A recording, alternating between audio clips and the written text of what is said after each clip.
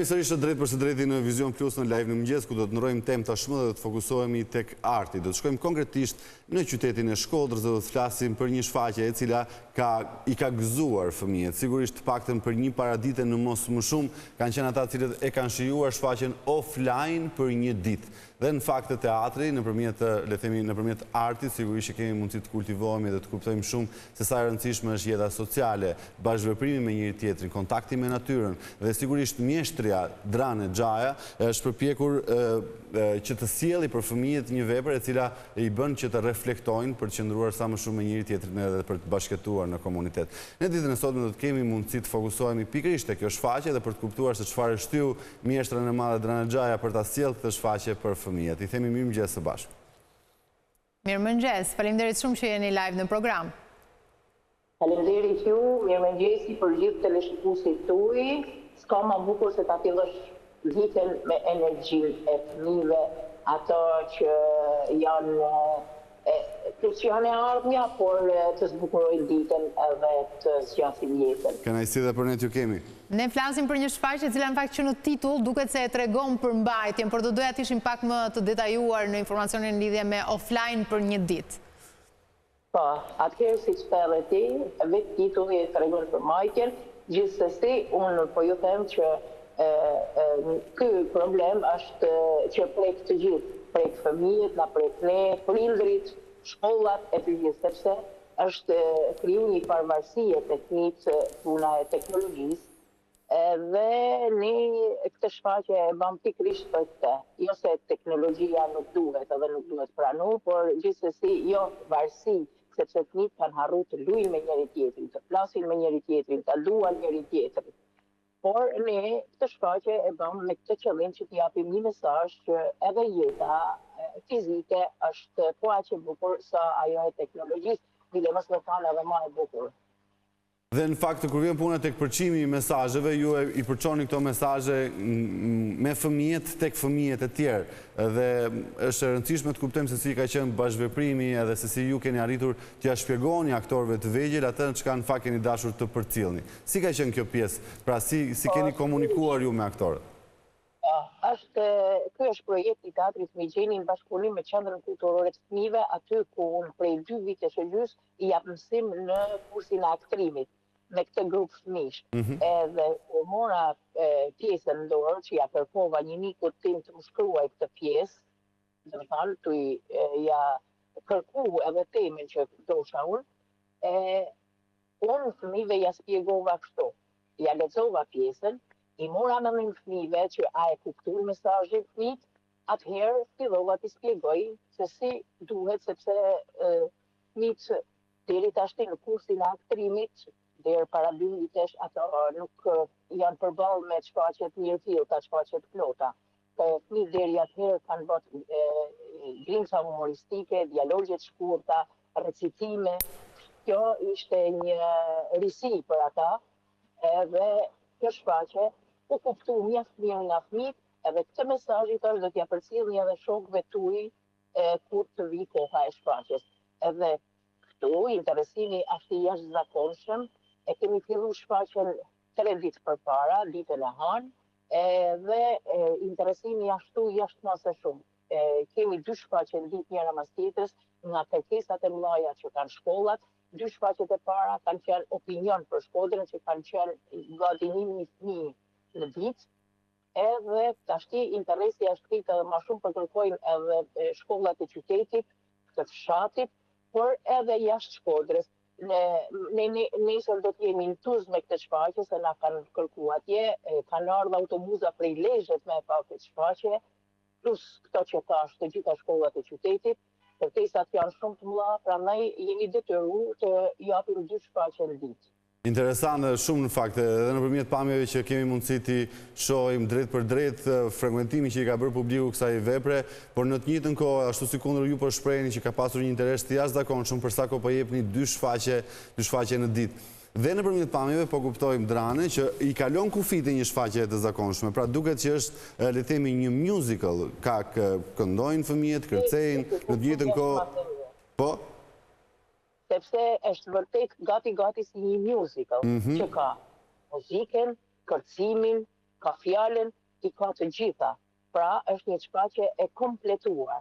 Dhe kjo e bën më të drejt për drejt, pra arrin të komunikoj me fëmijët e tjerë në mënyrë shumë të bukur. Sigurisht, ne kemi një eksperiencë të bukur me këto shfaqje muzikore, vjet në festivalin e Beratit, festivalin kombëtar të qendrave kulturore të fëmijëve, ne kemi marrë çmimin e parë me një nga kryeveprat botërore të musicalit Matilda, edhe në Zagreb, përballë 12 shteteve, kemi marrë çmimin e parë. Ishin 12 shtete përfaqësuese në Zagreb, në top një njëjti festival me qendrat kulturore të fëmijëve, edhe shfaqja jonë mori çmimin e parë.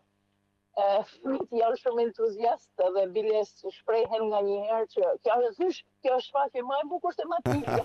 Ja, me kam tok, se jo gjithmonë do të pretendojmë, e rëndësishme është të paraqitemi mirë, edhe shpresoj që të paraqitemi me dinjitet por në këto dy festivale që në kanë ardhur ftesa. Dhe na vjen mirë për këtë. Megjithatë, Drane, nëse do të ndaleshim tek humori, tek tradita e Shkodrës, nuk besoj që është i veçuar nga kjo shfaqje, apo jo?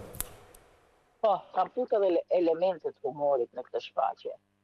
Edhe unë, për tej asaj që ishte shkruar, unë kam futur dy punojës shërbimit të qendrës kulturore të fëmijëve, i kam futur ato nëpërmjet punës tyre që janë me fshesa dhe me kohë, ndërhyjnë disa herë në shfaqje, edhe donë të imitojnë fëmijët edhe i përqeshin edhe fëmijët reagojnë sigurisht, sepse dy pastrusat e qendrës të futen edhe të luajnë me fëmijë, ato fëmijët reagojnë në mënyrë edhe krijohet situata humori edhe qeshuna në sallë, shumë qeshuna në sallë, edhe ky element është pëlqyer shumë. Dhe na vjen mirë. Megjithatë, nëse ju keni pasur mundësi të komunikoni me fëmijët cilët e kanë shijuar shfaqjen, a arrin ta kuptojnë ditën e sotme, sepse është një brez i cili, për thënë vërtetën, po rritet ndryshe, pra nuk e shikon veten dot pa teknologjinë, pra është shumë e vështirë ta kuptojnë jetën për një ditë pa telefonin e tyre, pa internetin, pa muzikën e preferuar. Si ka qenë komunikimi me publikun në këtë rast, nëse ata vërtet janë shprehur për këtë pjesë? Po, është e drejtë që thoni ju, unë kam komuniku me fëmijët mas shfaqjes, biles kam kërku vetë që të komunikoj me fëmijët, edhe fëmijët e kanë pëlqyer jashtëmase shumë, edhe po, i them, a është më mirë me teknologjinë, apo me lujt edhe me qesh me shokët edhe shoqet tuaja, me fol, pra, me uni, me u përqafu. Po, shumë e bukur të gjithë kam komuniku edhe me edukatorët e fëmijëve, edhe ato janë shumë të kënaqur, edhe vetë kërkesat dhe interesimi për këtë shfaqje e rrit edhe më shumë këtë kuptimin e kësaj shfaqje, duhet të them. Megjithatë, ndalemi pak tek trupa. Sa fëmijë interpretojnë? Sa aktor janë? 15 fëmijë. 15? Po, Një trup.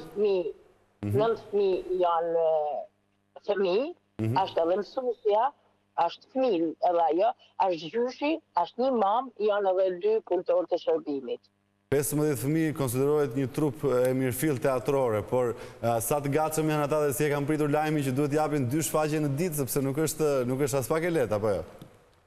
Janë shumë të entuziazmuar, janë shumë gati. Mu më vjen keq edhe fëmijët loven, se shfaqja është 25 minuta dhe janë gjithë kohën e shfaqjes, janë në aktivitet, të më thonë, janë në skenë, nuk dalin asnjëherë nga skena. Edhe të kërcesh, të këndosh, të luash, është pak e vështirë, edhe për fëmijët sidomos, por ato janë jashtëzakonisht të kënaqur, edhe thonë, zysh edhe 3 shfaqje në ditë do jepshim, jo zysha shumë e lodhshme, i kam për 3 shfaqje në ditë, mjaftojnë 2. Të më thonë, fëmijët e kanë prit jashtëzakonisht mirë. Dhe na vjen mirë. Do të vazhdoj të shfaqet ende në Teatrin Migjeni për sa kohë? Po, sot kemi përsëri 2 shfaqje, nesër do t'jemi në Tuz, rikthehemi prapë të shtunë të dijen, edhe pastaj salla e teatrit është e zanë se ka angazhime tjera, është në teatri që po punojmë. Do të bëni një pauzë shkurt. Sepse në 26 kanë në premierë edhe jemi detyruar, por mund të rikthehena prapë në shtator me këtë shfaqje. Ndërkohë, po vazhdon të mendosh për një projekt të radhës, pra për të goditur në një fenomen caktuar për të ardhur sa më pranë fëmijëve? Po sigurisht, sepse edhe suksesi të arrit edhe përgjegjësinë që të mendosh mirë biles, që të mos vihesh edhe në nivelin e këtyre 2 shfaqjeve që kemi bërë vjet edhe si vjet me Matildën edhe këtë, Dhe sigurisht që çdo ditë pas shfaqjes mendoj si do t'ja dalë, domethënë vitin tjetër, sepse ftesat për festivalin e Beratit edhe në Zagreb i kemi të përhershme, se e kemi fituar të drejtë, pasi kemi marrë çmim të parë, edhe jemi të përhershëm atje, edhe duhet mendu seriozisht. Por, përveç atyne edhe të Shkodrës, fëmijëve të Shkodrës, t'i japim gjithmonë shfaqje me problematika, sepse i kam thënë edhe para shfaqjes që dalë edhe i flas dy fjalë edhe me edukatorët edhe me fëmijë të menaxhosh 500 fëmijë në sallë, nuk ka të lehtë. E qartë, e qartë. Sepse nga një fjalë thonë 500 fëmijë, aty bëhet një zhurmë e madhe, edhe i them këtu vihet jo vetëm për tu arktu, por edhe për tu eduku. Prandaj rritet përgjegjësia për shfaqje të tjera të këtij niveli. Dhe kur bën shfaqje të mira, Drane, sigurisht që pritshmëritë janë të larta gjithmonë, si nga publiku, po ashtu edhe nga festivalet dhe nga organizatorët e këtyre të fundit. Kështu që duhet ta mbani standardin lart, të mos lodheni, edhe sigurisht i përçoni publikut shkodran, por jo vetëm mesazhe të forta nëpërmjet shfaqjeve që ju organizoni për fëmijë. Ne ju falenderojmë shumë që ishit pjesë e emisionit tonë ditën e sotme dhe për gjithë kontributin që keni dhënë në art, por gjithashtu që vazhdoni jepni për fëmijët e qytetit të Shkodrës. Faleminderit shumë. Faleminderit. Ju uroj gjithë mirat. Faleminderit, ishte kënaqësi. Shkëputemi për publicitet, rikthehemi vetëm pas kësaj bisede për kulturë.